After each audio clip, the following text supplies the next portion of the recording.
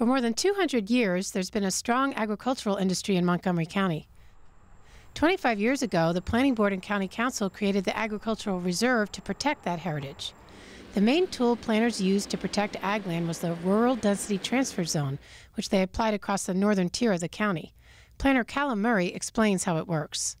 In exchange for obtaining additional dwelling units down county, a developer could purchase directly from a farmer the rights he had in 1980. It was purely voluntary on both sides. It's been extremely effective, and it's protected to date 52,000 acres out of 93,000.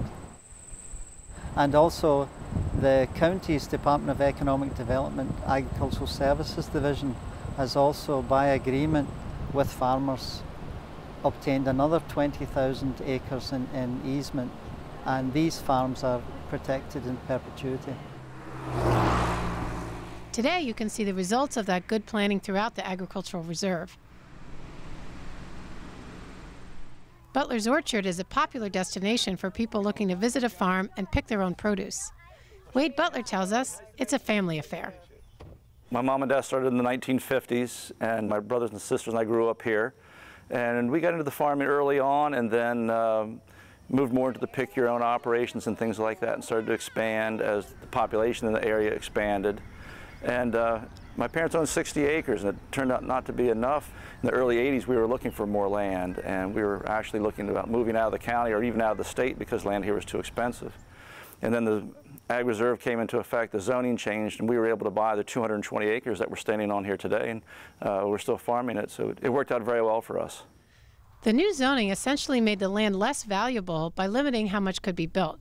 Before 1980, land in the Up County was zoned to 5-acre lots. That meant 20 houses could be built on 100 acres.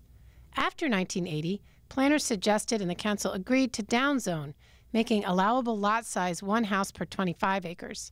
On that same 100 acres, only 4 houses could be built. The intent? Use planning to preserve land for agriculture in a rapidly growing county. Tom Hartsock benefited from the downzoning.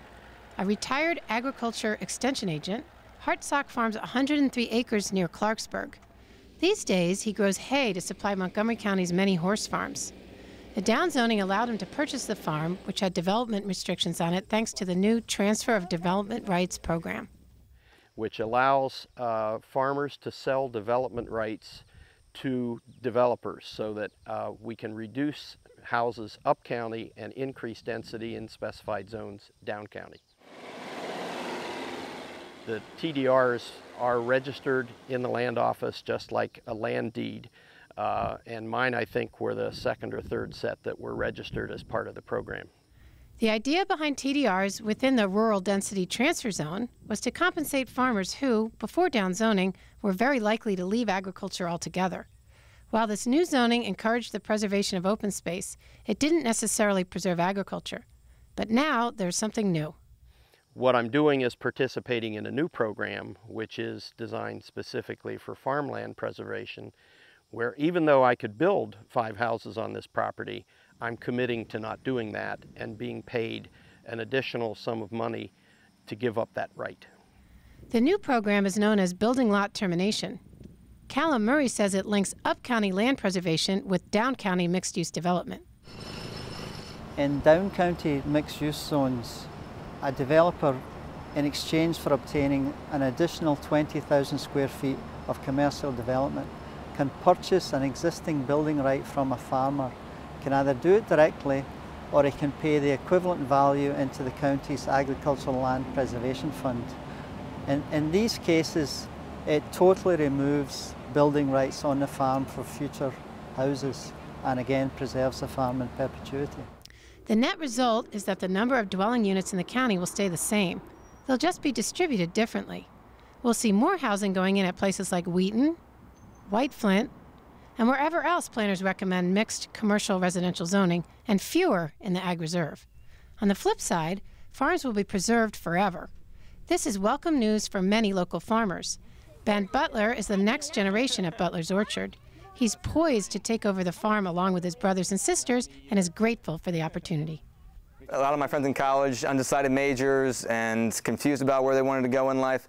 I never had that problem. Ever since middle school, kind of hard to stray from this idea of what I have, my grandparents and my father, and we're pretty lucky, I think, to grow up here and to work here and see my future here for the rest of my life. Preserving land for agriculture also provides broader public benefits. The real benefits of keeping water runoff to a minimum, keeping stuff planted so that water's absorbed rather than running off, where we continue to have plant growth that produces oxygen.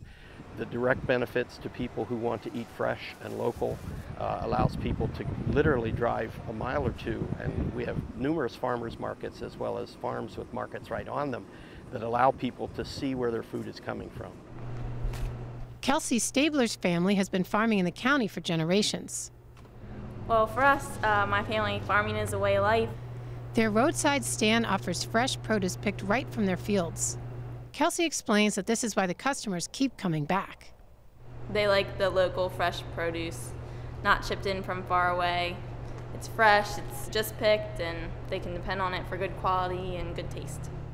In addition, farmers can continue a tradition that began on this land centuries ago.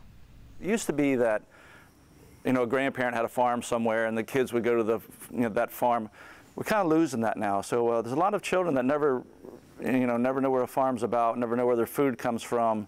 So we try to provide that here. I mean, we do a lot of what we call agritainment. There's fun things to do. You go down the slide and you drive the pedal tractors, but we also grow a lot of crops here, and people can see that and come out and pick their own crops. So I think it's very important that people have that connection with where their food comes from and what's fresh and what's local, and it's a very nice change of atmosphere.